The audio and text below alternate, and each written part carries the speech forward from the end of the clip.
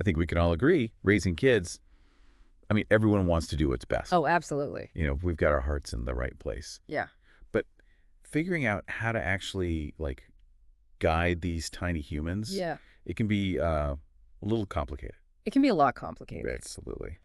So today we're going to take a deep dive into understanding and moving beyond some patterns that are often labeled as what they call dysfunctional parenting. Okay, and I think it's really crucial to clarify right from the beginning. Dysfunctional parenting, Right. as our source material really emphasizes, it's not about calling anyone a bad parent. Right. It's not about that at all. No. It's really describing these repeated behaviors that we do, often without even realizing it, Right. that can actually, end up hindering a child's emotional and psychological growth and development. Yeah. And, thinking about some of the specific things that the research highlights, maybe it's yelling a lot. Or maybe it's punishments that just seem way out of proportion to whatever happened. Right. Maybe it's just consistently ignoring a child's emotions. Oh, for sure. Right. Or maybe it's being super controlling or, at the other end of the spectrum, just not being involved enough. Yeah. And the sources even touch on, like, using guilt trips and shame and even fear Oh, yeah. to try to manipulate kids into behaving. Absolutely. Yeah. And, all of these things, including, like, inconsistent rules that just leave everyone confused and modeling, maybe without even realizing it, unhealthy relationship patterns right in front of them. Yes. So, Yeah. the thing I really want to make clear for everyone listening is our mission today is not to make anyone feel like a failure. Right.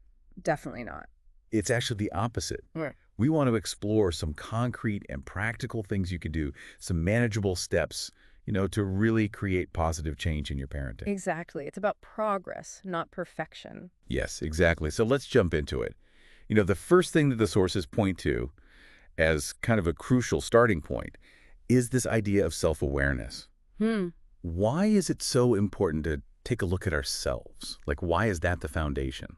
Well, because the research shows that awareness precedes change. Oh, yeah. You can't really shift patterns that you're not even conscious of in the first place. That's so true. Right. So the sources really emphasize that taking the time to honestly reflect on yourself and your parenting, how you typically show up, is really the bedrock of any positive development.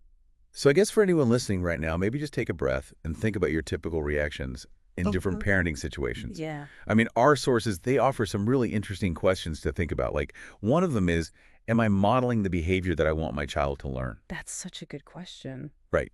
And then another one that really struck me is, when my child is acting out, am I typically responding with patience? Or am I reacting out of my own stress and frustration in that moment? Right. It's a big difference. Huge difference.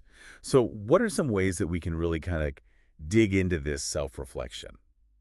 Well, the sources suggest things like journaling, just jotting down specific incidents and how you reacted. Okay. That can really reveal trends over time. Yeah. Another thing they mentioned is, speaking with a therapist, Right. having that supportive space to really identify deeper patterns and understand what your triggers are. Makes sense. So, okay, we've started to become more aware of our own patterns. Right. What are some concrete steps that we can take to actually interact differently with our kids in a more positive way? Well, the sources really emphasize positive communication. Okay. And that makes sense, right? Because words have power. Totally. Kids are like sponges, constantly absorbing the language they hear, Yeah. and they're learning to interact with the world based on what they see from us. Right. So one of the sources gives us a really helpful example. Instead of saying something negative like, stop whining. Oh, yeah. Which, who hasn't felt like saying that? We've all been there. Right. Right. But a more constructive approach would be something like, I can see that you're upset. Can you tell me what's wrong? Oh, yeah. And it's such a subtle shift in wording, but it feels so different. It does. Right. Yeah. And I think what's so interesting about that is, that slight shift in language can really help build trust. It shows the child that you're open to hearing them and understanding their feelings instead of just dismissing them. Right. It also teaches them those valuable skills in emotional regulation. Yeah. Right. Totally. Because you're encouraging them to actually put words to what they're experiencing. So the sources also offer a couple of practical tips for positive communication. Okay. One is consciously using a calm tone, Okay. even when you're addressing difficult behavior. Yeah. Another one is encouraging open-ended conversations where your child feels safe to share. And then finally, validating their emotions. Acknowledging how they feel as real, even if you don't necessarily agree with the reason behind them. I like that. So we're communicating more positively. Right. What's the next step in kind of shifting these patterns? Well, setting boundaries, but with love and understanding. The research points out that sometimes less effective parenting, it kind of fluctuates between being overly strict and too lenient. Right. And so the goal is really to find that balance Yeah. where kids have a clear structure, but they also feel seen and heard. So how do we strike that balance? Well, one of the sources talked about using firm but kind language, Okay. and they gave this great example. Okay. Instead of reacting harshly, like, go to your room right now, Mm-hmm. which can feel really isolating, a firm but kind approach might be something like, I understand that you're feeling angry right now, and it's okay to feel angry. Okay. However, we don't hit in this house. Right. Let's take a few minutes apart, and then we can talk about what happened. So you're setting that boundary about the hitting, Yeah. but you're also acknowledging their feelings and creating a space for them to, come back and have a discussion. Yeah. It's such a different approach, but it feels so much better. Right. So we're communicating better. Yeah. We're setting boundaries with kindness. Mm-hmm. What comes next? The next step is leading by example. Okay. Our sources really highlight that kids are always watching. Oh, yeah. They're like little spies. KR. They absorb so much from what we do, even more than what we say. So what does that look like? Like leading by example. What are some concrete examples? Well, for example, if you want your child to be respectful, you have to show respect to everyone around you, That makes sense. right? If you want them to manage their emotions well, you have to model that. Right. Manage your own stress constructively, use kind words even when you're frustrated. Yeah. And, something that's really important, according to our sources, Okay. apologize when you mess up. Oh, interesting. Right, because apologizing to your child teaches them accountability. I love that. Right. It shows them that it's okay to not be perfect Yeah. and to take responsibility. That makes us more human. Exactly. Okay, so what's the next step? Okay, so the next step is really interesting. Okay. It's about shifting our focus from just the outward behavior to understanding the emotions that are driving that behavior. Okay.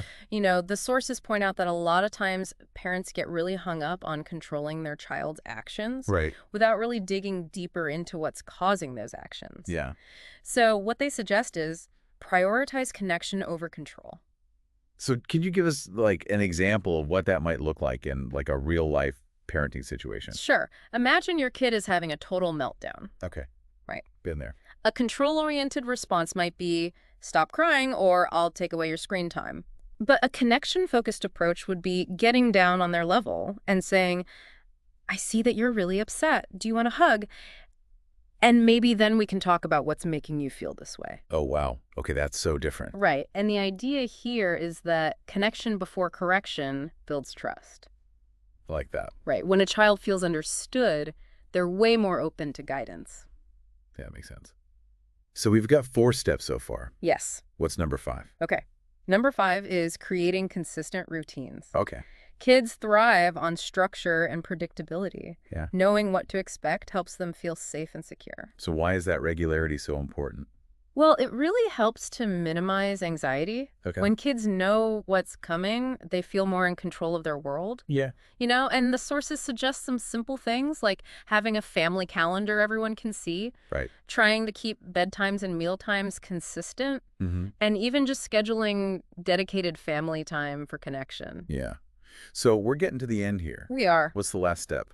This one's super important. Okay. Self-care. Oh, yes. The sources put it really well. They say you can't pour from an empty cup.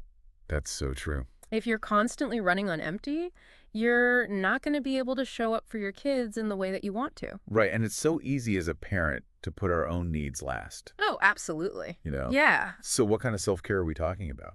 Well, it can be anything that fills your cup. Okay. Reading, hobbies, exercise, mindfulness, meditation. Yeah. Even just taking a few deep breaths before you respond to a tricky situation. Right. Anything that helps you feel more balanced and grounded. Because a more regulated parent is going to lead to a more regulated home environment. Exactly. Right. Yeah.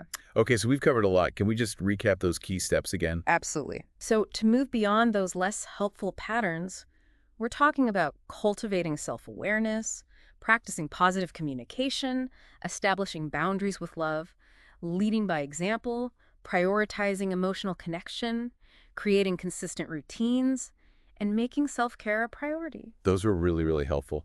And as we wrap up, what's the most important message you want listeners to take away from all of this? I think the biggest takeaway is that parenting isn't about being perfect. It's not, that's for sure. It's about constantly growing and learning alongside your kids. Yeah. And even small changes can make a big difference. That's good to hear. Right. It's about progress over perfection. Yeah, absolutely.